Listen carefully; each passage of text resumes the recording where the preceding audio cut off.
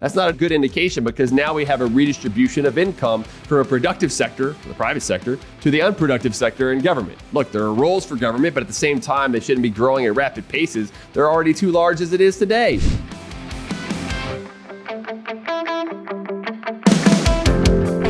Hello. Welcome to this week's economy. I'm your host, Dr. Vance Ginn. Thank you for joining me again today. We've got a lot to talk about that's going on this past week, what's coming up this week. And so let's just jump right into it. Number one, U.S. jobs report increases and indicates more uncertainty. In the news, the latest jobs report shows that private sector employment increased by 223,000 jobs in September, with an additional 31,000 government jobs, bringing the total up to 254,000. Despite these gains, the unemployment rate held steady, right around 4.1%, signaling ongoing volatility in the U.S. economy. However, inflation-adjusted weekly earnings, which is really what you bring home pay is, right, have dropped by about 3%, if not more, depending on when inflation comes out this month, since January 2021, when Biden took office. This highlights the underlying economic fragility. My perspective is on this is that when you look at the jobs report, government jobs are growing almost a full percentage point faster over the last year than the private sector. And this has now been happening since March of 2023. So for about a year and a half, we're having more government jobs being added on net than private sector jobs. And what this means is a redistribution from the private sector, the productive private sector, to the government. And that government growth of those number of jobs are not temporary. They continue to last for a long time. So this is going to be an increasing cost to taxpayers over time. So that's not a good indication. Okay. We also have the labor force participation rate, which remains about 0.6 percentage points below where it was back in February of 2020. What it indicates is that there are 1 million fewer people that are in the labor force. If we added them back in and they were all unemployed, we would have closer to about a 4.6, 4.7% unemployment rate. And so these are some weaknesses that we have. I should indicate, though, that there was revisions upwards. Usually we hear lower, right? They usually get revised down. These were actually revised upward by 72,000 jobs over the last 2 months. What that means is that there were really closer to 320,000 jobs added over the last, at least in September and maybe even the previous months as well. But that's what we're seeing. So it's pretty robust in that sense. And the unemployment rate came down a little bit. It remained about where it was before. We still have some weaknesses when you think about the labor force participation rate and things of that nature. But all this goes into why I would say that we have, Federal Reserve should not have cut interest rates last month by 50 basis points. There's still inflationary pressure. I don't believe in the Phillips curve where there's an unemployment inflation rate trade-off. However, when you look at the Federal Reserve's balance sheet and everything, it still indicates that there's a lot of inflationary pressure that's still out there, and Congress needs to get its spending house in order because, look, the deficits are way too big. We ran a $2.3 trillion deficit last year. And so this is going to be ongoing. So let's kind of keep up with what's happening. But that's the overview for what I see in the labor market. Okay. Number two, more interest rate cuts. Question mark?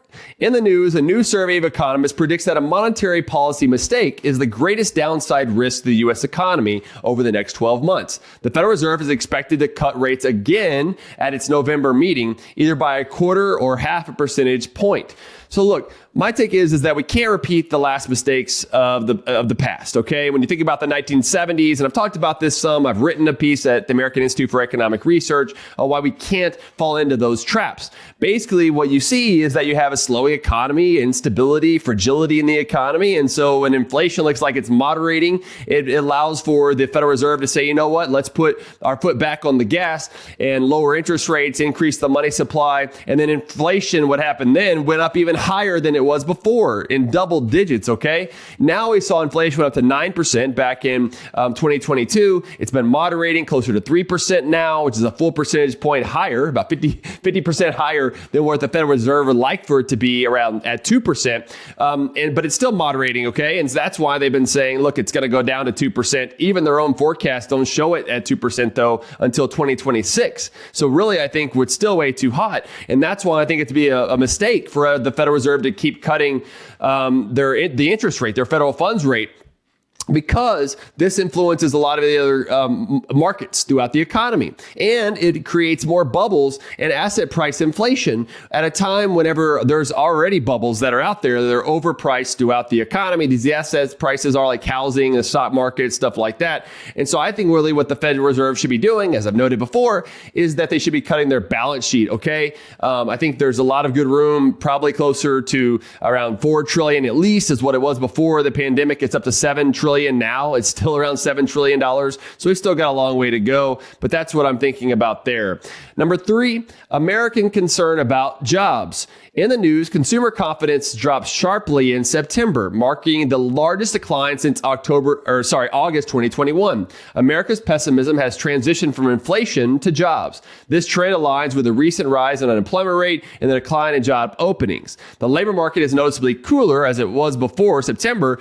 Instead of the great resignation, quote unquote resignation, when workers leave their jobs for new ones with higher salaries, we are in the quote unquote great stay as fewer people are switching jobs. So my take on this is that it has been a relatively tough labor market, especially when you consider the jobs were kind of weak in the month of August. But although in the September, they definitely bounced back up, as I noted earlier. And so I think what we should be able to think about here is that the Fed can't control the job market. Congress can't control the job market. That should be up to the productive private sector. That's why I made that point about the government employment growing faster, much faster than private sector. That's not an good indication, because now we have a redistribution of income from a productive sector, the private sector, to the unproductive sector in government. Look, there are roles for government, but at the same time, they shouldn't be growing at rapid paces. They're already too large as it is today at every level of government. And so this is something that we really need to get control over quickly with pro-growth policies.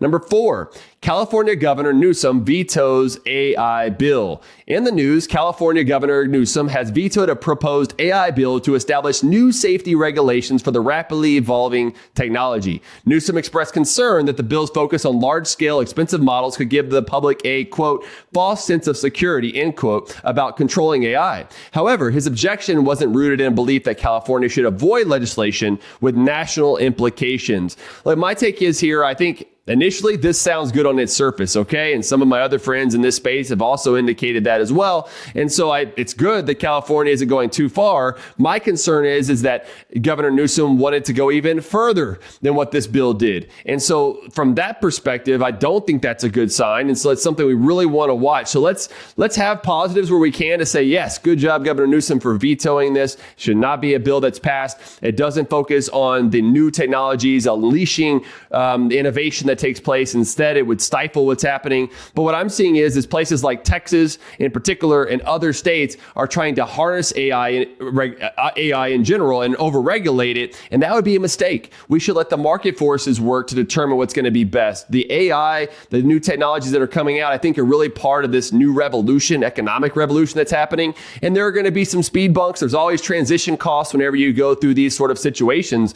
But at the end of the day, I think it's going to make us more prosperous, more opportunities, and more jobs and everything else. And we don't want the horse and buggy anymore because we have a car, okay? We don't want the same old flip phones because we have smartphones now.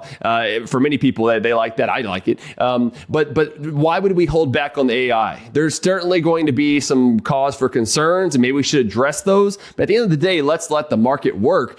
Government control and top-down approaches fail from the knowledge problem, as Hayek would say, and there's a lot more things that we should be doing instead, okay? Number 5, presidential candidates set caps, ignore deficit. President Trump in the news, okay, is considering capping credit card interest rates, while Kamala Harris's latest economic plans targets price gouging. Trump's proposal would temporarily cap credit card interest rate at less than half their current level. However, neither candidate has seriously discussed the federal deficit in their rhetoric. Many of the proposals would increase the deficit, and the media is starting to take notice.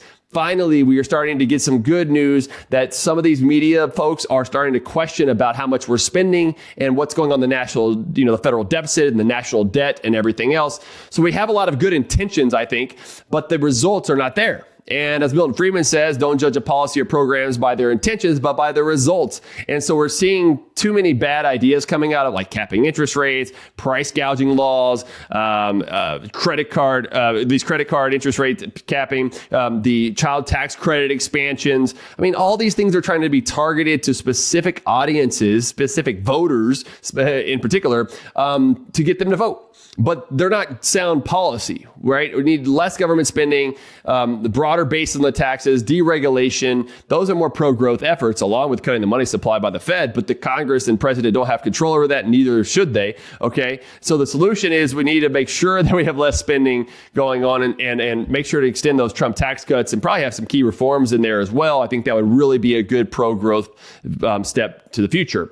Number 6, small businesses back Google. In the news, small businesses warn they will be harmed if the federal government succeeds in its antitrust case against Google over online advertising tools. The case, launched by the DOJ in 2023, seeks to dismantle Google's ad manager suite. And recently, a federal court found that Google was in violation of this, but that's going to go through appeals. And ultimately, this should be about consumer welfare. I don't know why in this antitrust arena with Lena Khan at the FTC and the DOJ at Cantor and things of that nature, just the Biden administration in general, are so gung-ho about going after businesses when they should be going after government. Government is where we have monopolies, not in the private sector. If people want to choose these things and get value out of it, whether it's Google or Amazon or something else, and they're larger and they have a large market share, well, that's benefiting them. And that's what was so important about this new innovation of the consumer welfare standard, which isn't new anymore. It's been around for 50 plus years.